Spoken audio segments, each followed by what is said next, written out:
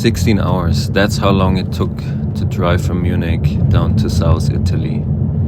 By the time we saw Ostuni on the horizon, we were exhausted, but honestly just happy to be there, because it was such a long trip and we were all super tired. Look at that. So that's Ostuni. Ostuni, known as the White City. Back in the 1600s, they started painting everything with the white lime to try and stop the plague. Pretty interesting fact, right? You wouldn't expect it. Back then they thought it's a disinfectant. Now it's just what makes the city famous. Yeah, and then finally we arrived at our location, a beautiful Trullo. Very original one with the stone. The weather was cool. Nice sun came out. But when I checked my phone, I had some problem. My main actor was stuck in Austria because of some problem with his driver, and was clear that he couldn't come for at least 2 days. But you know, as a filmmaker, you have to make big decisions on the flight. Especially in independent filmmaking, it doesn't go the way how you imagine it at the first place, and so I decided to simplify everything instead of keeping the complex plot that I've written back home. Shifted towards focusing on the two characters, Nino and Amerigo. Yeah. No sugar? No sugar. Yeah, Just black. And then finally we decided to block the scene. It's a very common process. I always do it with my cinematographer, and in this case with Miguel, it was actually a really straightforward and enjoyable process. Out of order now, but I really want, and this is also something I experienced from previous filming, it's very easily forgotten. I want one really wide established shot of the party, that the audience knows we are here now. So we walked through the whole location. That is basically how we do it, because you need the real location. If you only look at floor plans or your storyboard or script, you kind of have a fantasy location, but then when you're there at the real place, you need to decide, okay, from where do we really shoot it, and what are the complications that could appear. In your script, you had a whole fight scene here. Do you want him to see the guards and try to avoid it? Or do you want him to fully come with a box, trying to get out? I mean, if it's two guards, I find it a bit difficult for him to get rid of both of them, except for he really uses a gun.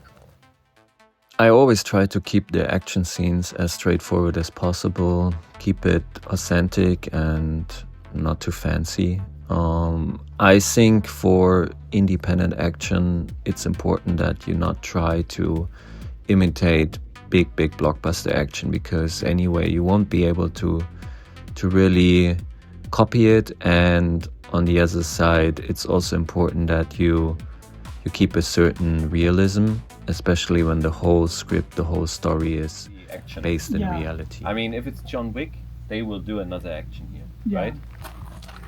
And I would also want to give it to Amerigo because he can fight. And so we ended up to decide that he will use a gun, shoot the first guard in the head, that one goes down, and the second guard then trying to attack Amerigo, his weapon jams, and so we could still show a hand combat he waits martial for the moment art. that they hear something.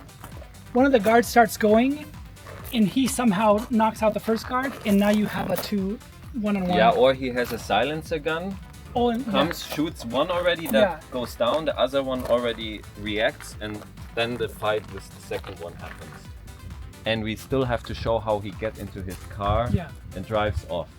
And then I think we could cut to Nino, who comes running here, gets into the BMW,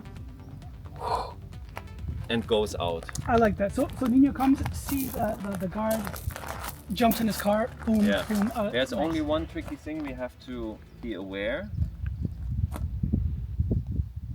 When the guests are here, they also come with car. So if we have a shot at the start how Amerigo arrives, we will see that not only the BMW is parked here, there will also maybe be 2 or 3 other cars.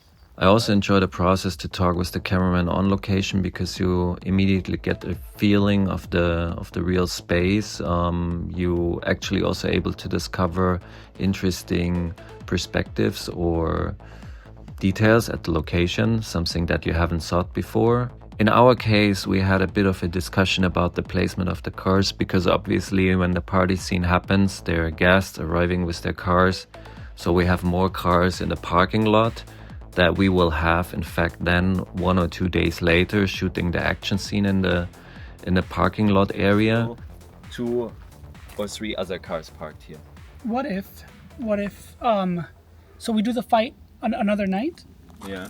And we mainly kind of like shoot it this way, like the fight scene, like we don't do like a full 180, we kind of... Yeah, with the fight, I'm not worried. Yes, but I'm getting to it. So, so we don't have to worry about the fight tonight. We shoot his realization. So we shoot the guard down.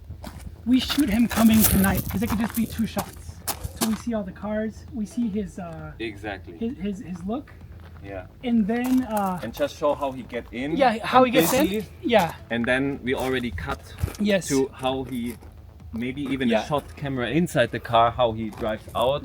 Yeah. Or you're somewhere outside there and we don't see what exactly. In the driving out, we don't even have to do tonight. Tonight we can just do him reaction. We can even shoot the guard this way, but it doesn't matter because we do it the other night. Him reaction. We see all the cars. Goes to his car. We see all the cars, and then we can shoot the coming out another night because I think it's too dangerous with cars. And then we do more of a close-up where we see the wheels. And then we don't see the other cars. Yeah. And that we do on another night with all the space. I 100% agree. Yeah, cool. Can I talk about the beginning of the scene, and then you can see if you like it or not? Yeah. So let's actually walk this way. Once the cameraman understands what you want, they're normally smart enough to tell you how they're gonna shoot it and how they place the camera and what lens they are using to avoid continuity issues, avoiding to look into directions that you don't want to see. So in the end, we really decided to split this whole party / action scene into three nights, I remember, which is on the first night we have the party and Amerigo approaching and then disappearing in the house. Another night we shoot the action scene in the parking lot area that Amerigo and the guards are fighting and he's escaping with the box through the gate. And then on another night we actually also shot the reaction shots of Nino recognizing that something going on, something is wrong. He goes back into the house and then he finds that there are some guards that were already taken out, and then we also have his reaction running towards the parking lot, seeing that there are more guards taken out, rushing to the car and then exiting. Amerigo or what? Yeah. Come from here? Yeah, so rather than him using the gate. Really? Okay, No, tell me. it doesn't have to work, but just with this, we can get an establishing shot. It's not just an establishing shot, but it's a POV of Amerigo, like here assessing the situation. He puts his thing on because he already snuck in, and then we still get your the what's it called, the gimbal shot. But now it's with a prettier like full party going on. Okay. The other way also totally works. We just have to do a scene of like the whole checking into the guards and stuff. But I think both work. I think he doesn't. It's not much check in because they know him. Yeah. And they don't suspect him to do something bad.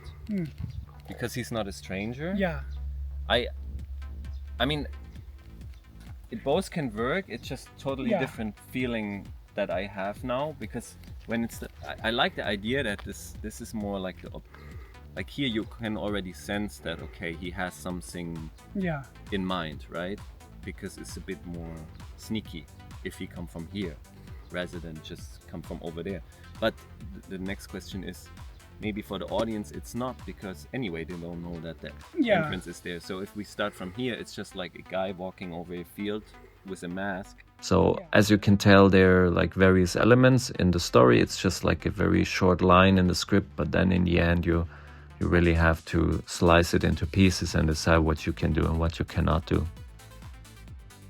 And then here you can start catching the eye of but as long as there's people hanging out, everybody is really here. He can start catching the eye of Nino. Yeah, and we can even arrange the people a bit differently a couple of times depending on where we are, you know? Yeah, because this would be kind of nice, because if he's walking this way, he can start eyeing the door in the guard.